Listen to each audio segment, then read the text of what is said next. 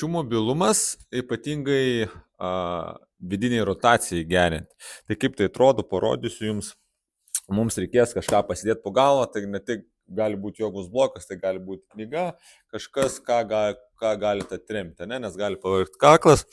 Atsigulsim ant šuniuko, kojikės 90 laipsnių sulenktos, pritrauktos prie mūsų, ranką ištiesiam, įtraukiam po savim, padedu galvą, sulenkiu rankas 90 laipsnių, stebiu, kad pietys alkūnė būtų vienoje linijai ir nuleidžiu ranką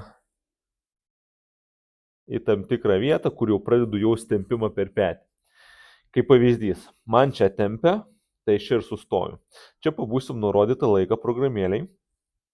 Pasibaigus laikui 20% jėga, 40, 60 iki 100, norėsim lenkti ranką į viršų, bet su kita ranka neleisim iš tos pozicijos. Realiai nieks nevyksta, nieks nejuda, atrodo, kad stovim vietoj, bet iš visų jėgų, kaip nurodyta procentais, naudojam jėgą, 100 iš visų jėgų keliu į viršų ir su šitą ranką neleidžiu. Viskas vyksta vietoj. Praėjo 100%, lėtai perinam su šitos rankos spaudimu į apačią, bet su šitą šį kartą neleisim. Tai kaip tai atrodo, aš spaudžiu ir iš visų jėgų ir neleidžiu rankai nusirti į apačią, viskas vėl vyksta vienoje vietoje. Sukuriam izometrinę apkrovą savo kapsuliniam lygmenį.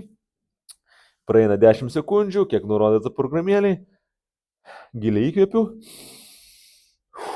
Išpūsdamas orą, lengvai vėl nuleidžiu. Ir kartojam pakartojimus tiek, kiek nurodyta programėliai.